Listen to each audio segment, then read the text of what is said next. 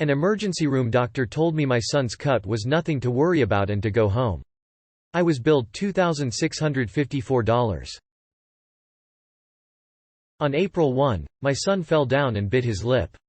He was bleeding badly and we were worried parents, so we took him to our emergency room, where the doctor took a look, said it wasn't anything to worry about, and told us we could go home. We weren't given medication. We weren't given stitches. We interacted with the doctor for about 2 minutes and then left. A month later, we got a bill for $1,238 from the hospital. Now, 3 months later, we've received a second provider's bill for $1,416. Both billers confirmed that we were being billed the minimum amount possible for the emergency room. That means that, in total, we're being charged $2,654 for minimum work our local children's emergency room can provide. It's not impossible for us to pay this after insurance. We're on the hook for $717.40. But my key questions here are, what the fuck? How is this legal? How can I destroy them? This hospital Ballad Health recently bought out every hospital in our area and even sued other medical professionals in the area for providing the same services to maintain a monopoly. They've made it so that anyone whose child has an emergency in our area will have to pay, at a minimum, nearly $3,000 to get any kind of care whatsoever for their child. There's got to be a legal recourse in place to stop a hospital from operating this way. What can I do? In the future, if there are urgent care locations in your area, that level of injury is far more appropriate for them, and at lower cost. Unfortunately, this is a normal feature of our system of copays and deductibles. You can always contact them to ask for a payment plan or see if they will accept a reduced amount. Since insurance covered almost 75% of the cost, they may be more willing to negotiate. You may have further protections, options based on your state and/or if your child is on Medicaid. Edit. I would also suggest complaining to your elected officials about having allowed Ballad to form a monopoly in your area. This sounds like a typical charge for emergency services in the United States. The emergency room is for serious illness or injury that may cause loss of life or limb, or serious lifelong consequences. Generally, urgent care is a more affordable and faster option for minor injuries. Emergency rooms are for emergencies. They come with big bills. Next time you think your kiddo might need stitches, hit up an urgent care or his pediatrician. Here is one thing you may consider doing. Call the hospital billing department and ask for itemized copies of your bills for services rendered. This may also lower the cost of the bill as well. You may want to go to the billing department at the hospital and ask for them in person to make this quicker.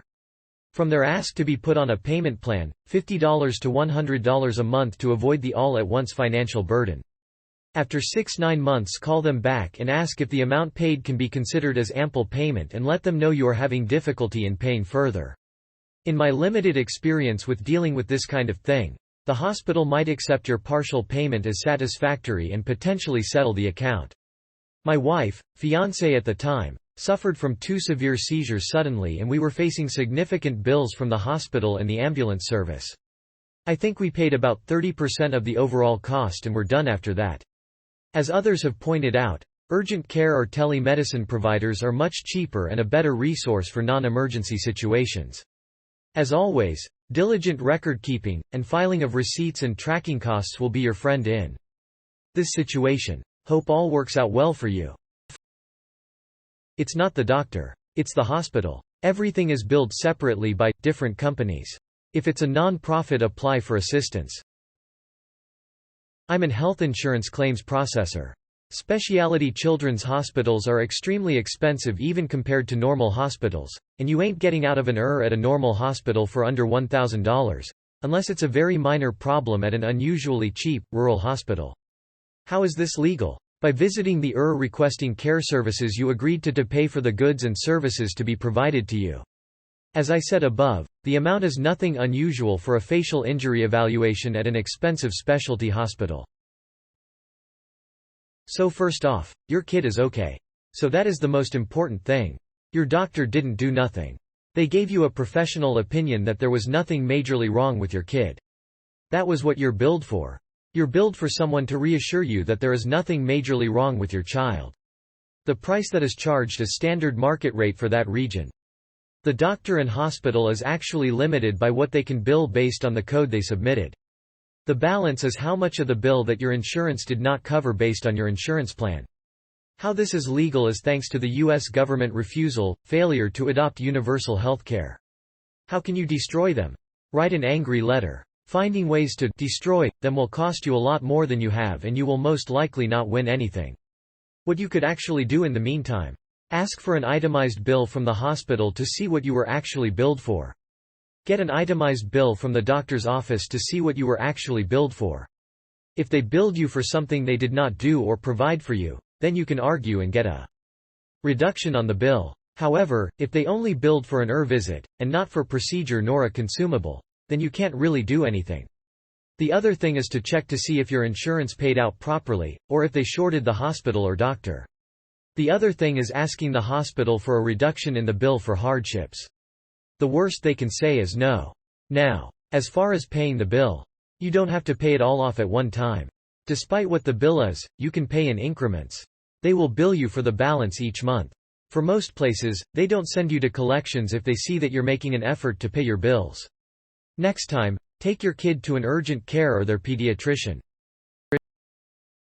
This isn't a terribly surprising amount. You used a very expensive healthcare resource for a period of time and you were billed for it. That there wasn't anything for the doctor to do doesn't change that you used the resource. Going forward, there are things you can do. Vote and ask your legislators for solutions to reduce the cost of healthcare for all Americans.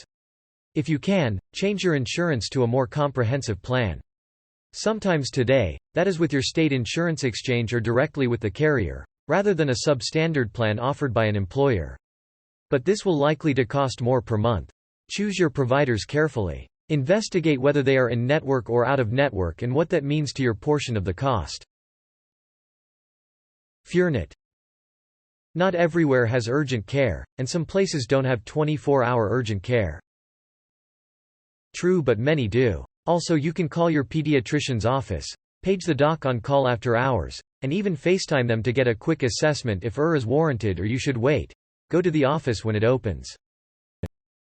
It's not public policy. There are plenty of other resources to help determine that before going to the mainly your pediatrician's office, or call the after-hours doc on call, as well as any urgent care, firehouse, minute clinic, etc. Urgent care will call an ambulance if needed or send you to drive to the if needed and safe to do so. And yes, lay people who have chosen to be parents have to make all kinds of determinations without being experts in every field all the time. No one is saying they did something wrong by getting their child evaluated fast. Maybe their child also banged their head, who knows?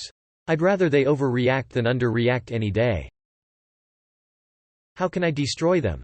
You can't. What you can do is be grateful you received immediate medical attention by a board-certified emergency physician, that your son is okay, and pay the bill you owe for services you received like a responsible adult.